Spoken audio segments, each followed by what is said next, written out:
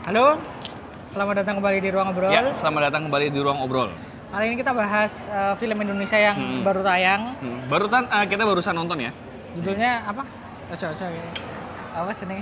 Goyang ternyata. Oh iya, Kursinya, maaf, mejanya goyang. maaf teman-teman. Judulnya adalah Pergi yang Jauh Jangan Lupa Pulang. Pergi yang Jauh Jangan Lupa Pulang, yang merupakan sequel bukan? Bahasanya Visinema adalah pengembangan dunia. Iya, jadi bisa dibilang posisinya filmnya setara dengan Kale. Iya, spin-off juga bukan sih? Ya, Pokoknya Kale kan tidak diperlakukan sebagai spin-off ya, tapi pengembangan semesta. jadi emang di posternya itu dari dunia NKCTHI. Tuh. Judulnya gitu-gitu banget. Kalau Kale itu kan emang apa ya? Judulnya kayak Story of Kale, kemudian Yeah. Story of Dinda. Kalau ini memang yang kayak ini tuh koridornya mirip nih. Masih pakai karakter utamanya. Walaupun memang fokus ceritanya kali ini lebih mikro. Iya, kalau ini memang NKCTHI kan fokusnya makro kan ke keluarganya mereka di masa lalu dan masa sekarang. Kalau film yang satu ini fokusnya mikro, cukup di Aurora saja. Jadi apa namanya? Aku adalah orang yang suka Aurora ya di film pertama. Simply karena Sheila Dara. Pertamanya itu.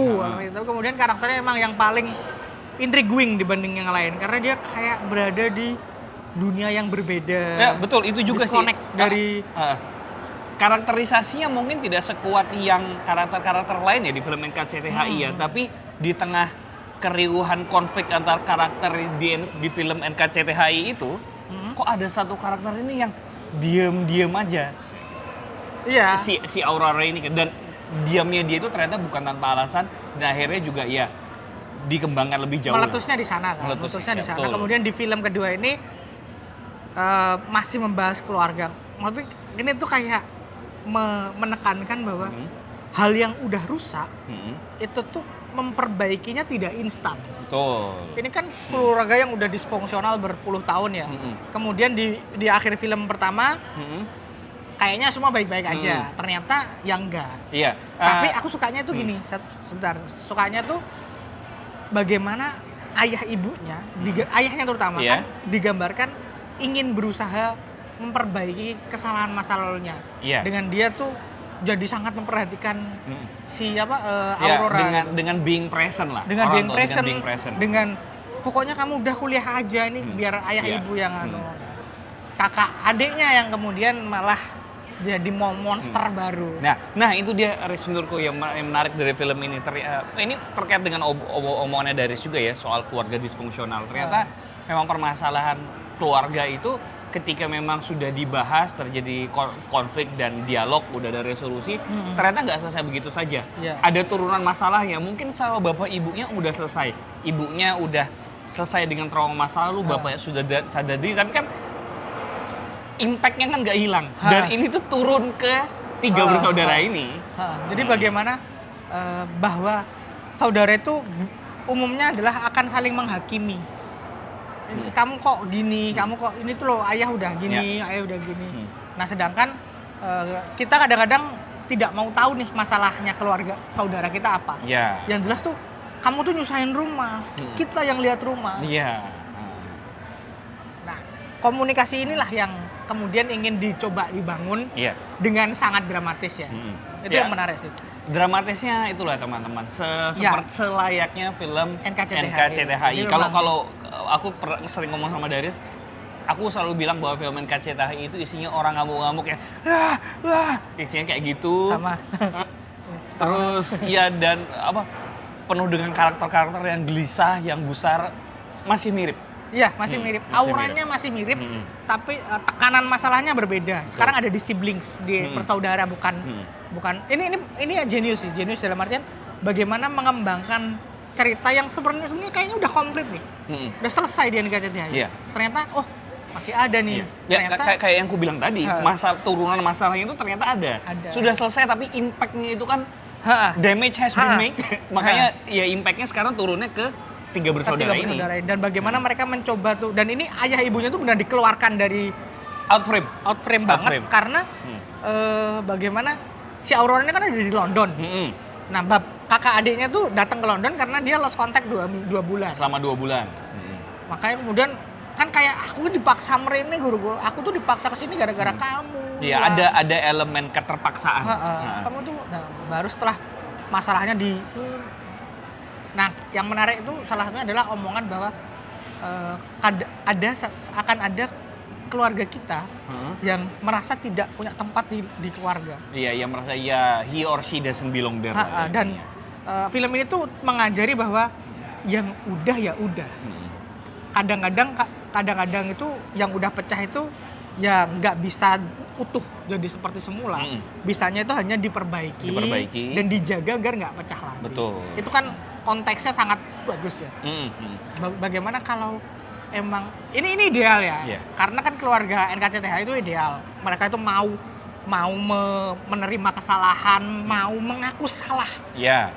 Yeah. Padahal kalau di kenyataan kan nggak gitu. Iya, maksudnya kalau pada prakteknya di budaya keluarga Indonesia kan itu masih bukan sesuatu yang lazim keluarga Asia itu tuh bukan sesuatu yang lazim.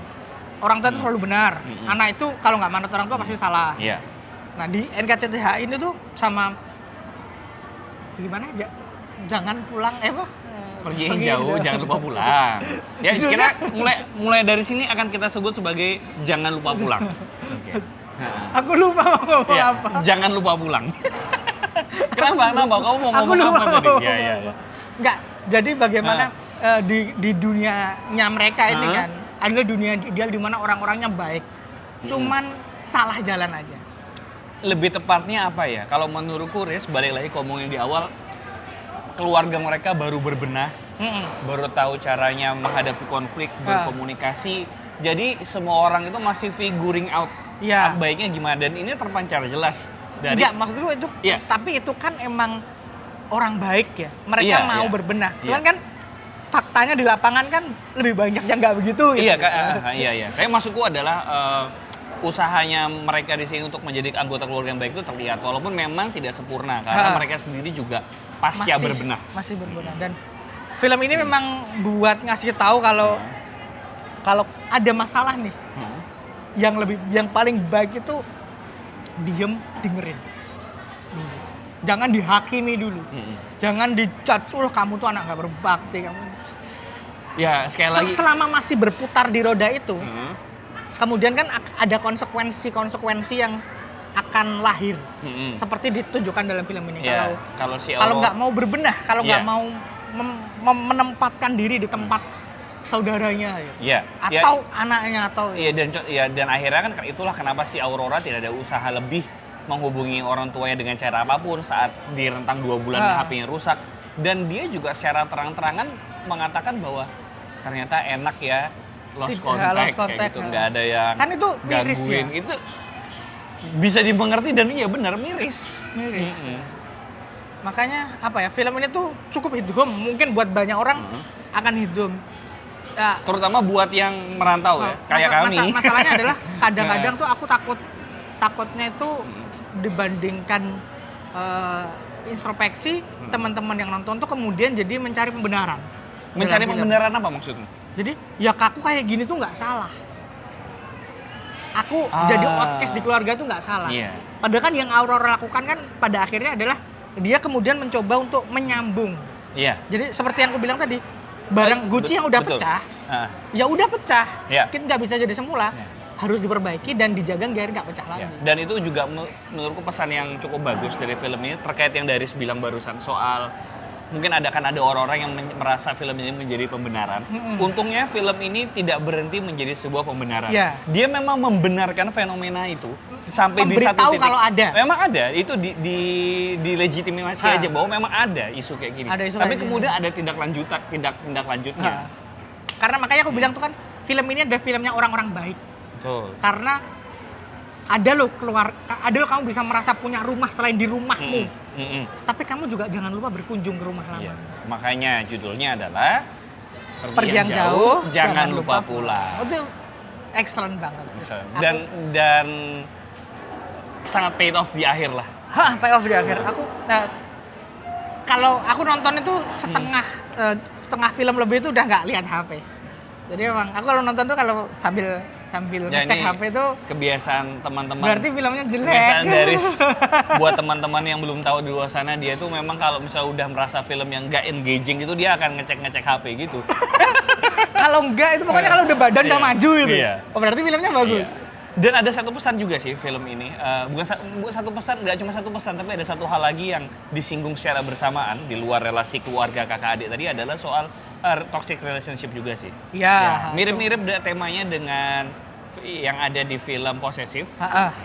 Cuma ini jadi satu elemen katalis kecil aja. Dia tuh katalis aja. kenapa kok Aurora itu jadi seperti itu. Makanya kami nggak banyak ngomongin soal bagaimana hubungannya dengan Jem dan lain sebagainya.